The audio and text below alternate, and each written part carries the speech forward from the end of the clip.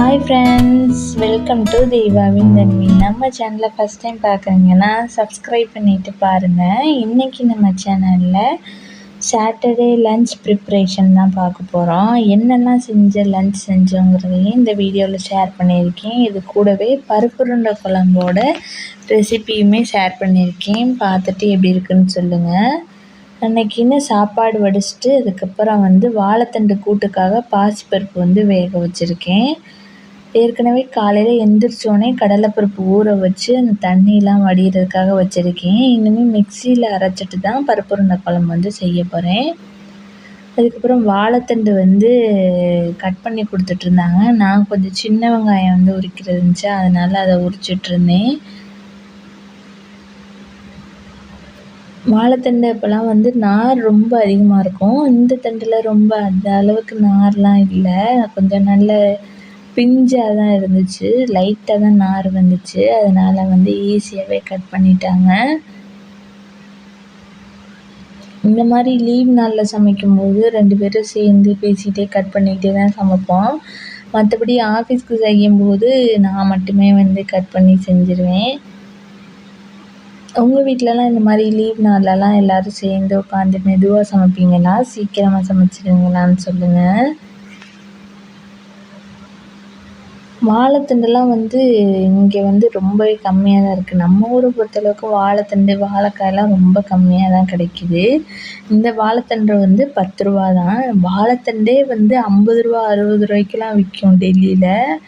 அப்போல்லாம் நினப்போம், நம்மலாம் இந்த கல்யாணக்கார வீட்டிலலாம் வாழை மரம் கட்டிட்டு அதை வெட்டி கீழே போட்டிருப்பாங்கள்ல, அந்த வாழைத்தண்டெல்லாம் போய் எடுத்துகிட்டு வருவோம்.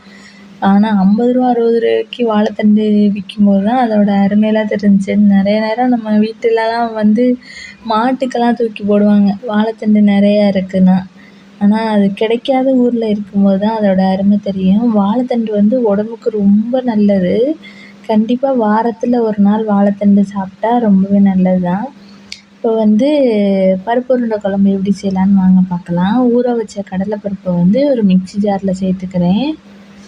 நான் கொஞ்சமாக கடலைப்பருப்பு எடுத்துருக்கிறதுனால ஒரே தடவையிலே சேர்த்துருக்கேன். நீங்கள் அதிகமாக இருந்துச்சுன்னா பாதி பாதியாகவே சேர்த்துக்கலாம். இதில் கொஞ்சம் பருப்பை வச்சுருக்கேன், ஏன்னா அது முழுசாக போடும்போது டேஸ்ட் நல்லாயிருக்கும். இதில் கொஞ்சமாக சோம்பு இருக்குல்ல, அது சேர்த்துக்கலாம். ஒரு 10 மிளகு சேர்த்துருக்கேன். மிளகு சேர்த்துட்டு இது 2 பல் அளவுக்கு பூண்டு, ஏன்னா பருப்பு செய்கையில் நம்ம பூண்டு சேர்த்துக்கிறணும். இப்போ பூண்டு விலை அதிகமாகிருச்சு, ஆனாலும் நம்ம சேர்க்காம இருக்க முடியாதுல்ல. வேணால் பூண்டு சேர்த்து பழகிட்டோன்னா அதை மாற்ற முடியாது. வேணால் குறைச்சிக்கலாம். கொஞ்ச நாளைக்கு தான் அதிகமாக இருக்குன்னு நினைக்கிறேன், பார்ப்போம். இது கூடவே பொடியாக நறுக்கின சின்ன வெங்காயம், பச்சை மிளகாய் சேர்த்துட்டு உப்புமே சேர்த்துருக்கேன். உப்பு சேர்த்து நல்லா கலந்து விட்டுக்கலாம். என்ன பருப்புருண்டை குழம்புன்னு சொல்லிட்டு பருப்பு வடைக்கு தேவையான எல்லாம் பண்ணுறேன்னு நினைப்பீங்களா? அதே மாதிரி தான் இதுவும். என்ன இது உருண்டையாக உருட்டி நம்ம வேக வச்சு குழம்பு செய்ய போகிறோம். அது வடை இதை தட்டி எண்ணெயில் போட்டுட்டா வடை, அதுதான் வித்தியாசம். இந்த மாவெல்லாம் நல்லா பிசைஞ்சு வச்சுட்டா கொஞ்சம் கூட தண்ணி சேர்க்காம தான் அரைக்கணும். இந்த மாதிரி உருட்டும் போது நமக்கு நல்லா உருட்டுறதுக்கு வர்ற அளவுக்கு தான் இருக்கணும். அதனால் தண்ணியெல்லாம் நல்லா வடிச்சிட்டு மிக்சியில் அரைச்சிங்கன்னா நல்லா கரெக்டாகவே இருக்கும். லைட்டாக தண்ணி சேர்த்துட்டாலுமே உங்களுக்கு அந்த தண்ணி உருண்டை பிடிக்கிறதுக்கு வராது. அப்போல்லாம் பருப்புருண்டை குழம்பு செஞ்சாங்கன்னா நிறைய செய்வாங்க. 2 நாள் 3 நாள் இதெல்லாம் அந்த பருப்புருண்டை குழம்பு இருக்கும். இப்போல்லாம் கொஞ்சமாக தான் செஞ்சு அன்னன்னைக்கு சாப்பிட்றதே மொத நாள் வச்சதே மறுநாள் ஊற்றினா என்ன நேற்று வச்சது இன்றைக்கி வச்சுருக்கேன்னு கேட்பாங்க.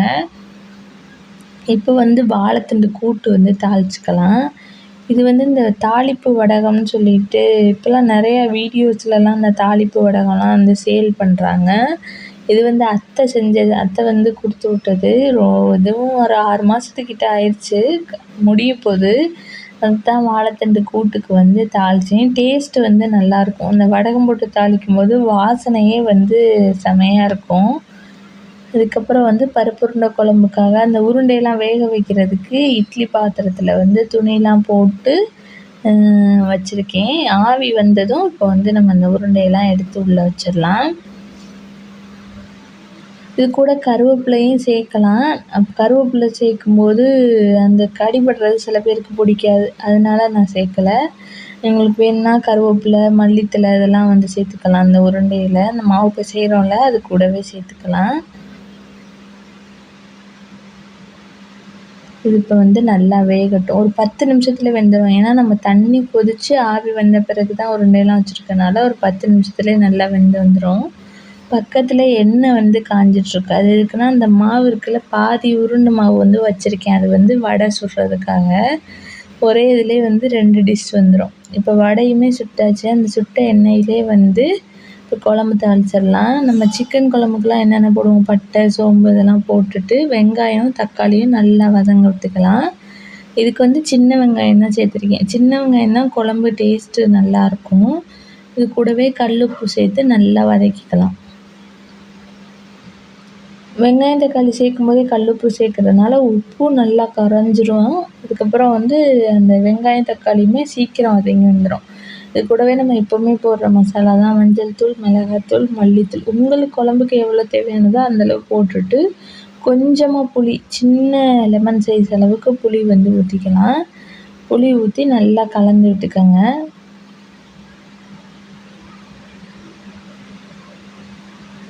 இது கூடவே குழம்புக்கு தேவையான அளவு தண்ணியும் சேர்த்து இந்த குழம்பு வந்து நல்லா கொதித்து இந்த மசாலாவோட பச்சை வாடைலாம் போகணும். அதுக்கப்புறம் தான் நம்ம உருண்டை சேர்க்கணும். அதுக்கு இடையிலே வந்து தேங்காய் கொஞ்சமாக அரைச்சி எடுத்துக்கலாம் குழம்புக்கு ஊற்றுறதுக்காக. வெறும் தேங்காய் மட்டும்தான், அதில் எதுவுமே சேர்க்கலை. ஏன்னா நம்ம ஆல்ரெடி உருண்டையிலே சோம்பு, மிளகு, பூண்டு எல்லாமே சேர்த்துருக்கோம். அதனால் வந்து தேங்காய் வந்து வெறும் தேங்காய் மட்டும் சேர்த்துருக்கேன். இப்போ குழம்பு இந்தளவுக்கு நல்லா கொதித்து வந்ததும் நம்ம வேக வச்சு எடுத்துருக்க அந்த உருண்டை எல்லாத்தையுமே அப்படியே குழம்புல சேர்த்துக்கலாம். குழம்புல சேர்த்து நல்லா வந்து கலந்து விட்டு இந்த உருண்டையில் வந்து இந்த குழம்போட இது வந்து சாறு இறங்கணும். அப்போ தான் வந்து உருண்டையில் வந்து இந்த குழம்பு டேஸ்ட் வந்து வரும். இப்போ வந்து நம்ம அரைச்சி எடுத்து வச்சுருக்க தேங்காயும் சேர்த்துருக்கலாம். இந்த குழம்பு வந்து ரொம்ப தண்ணியாக இருக்கக்கூடாது. ஓரளவு கெட்டியாக இருந்தால் தான் வந்து டேஸ்ட் நல்லாயிருக்கும். தேங்காய் சேர்த்து இந்த ஒரு கொதி வந்ததுமே அடுப்பை ஆஃப் பண்ணிக்கலாம். நம்ம ஆல்ரெடி உருண்டை வேக வச்சு போட்டிருக்கனால ரொம்ப நேரம் வேக விட தேவையில்லை. சூப்பராக உருண்டை எல்லாமே உடையாமல் அப்படியே இருக்கும். இந்த மாதிரி குழம்பு வைக்கும்போது ஒரு 2-3 நாள் ஆனாலுமே இந்த உருண்டை உடையவே உடையாது. நீங்களா பிச்சு சாப்பிட்டா மட்டும்தான். இப்போ உருண்டை குழம்பு ரெடி ஆயிடுச்சு. இனிமேல் வந்து சாப்பிட வேண்டியது தான்.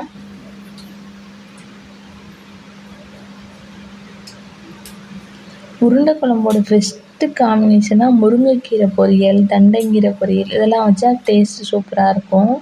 அப்போ நான் சின்ன வயசுலலாம் எங்கள் வீட்டில் வந்து உருண்டை குழம்பு வச்சுட்டா முருங்கைக்கீரை பொரியல் வச்சுருவாங்க. அது மாதிரி தட்டைப்பயிறு குழம்பு வச்சாலும் முருங்கைக்கீரை பொரியல் வச்சுருவாங்க.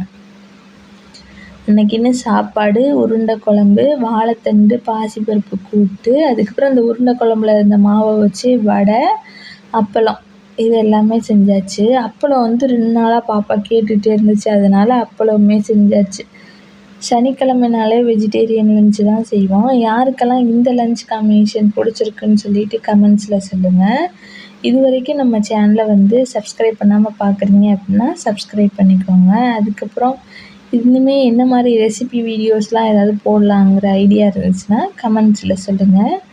இந்த குழம்பு ரெசிபி உங்களுக்கு பிடிக்கும்னாலும் கமெண்ட்ஸில் சொல்லுங்கள். தேங்க்ஸ் ஃபார் வாட்சிங்.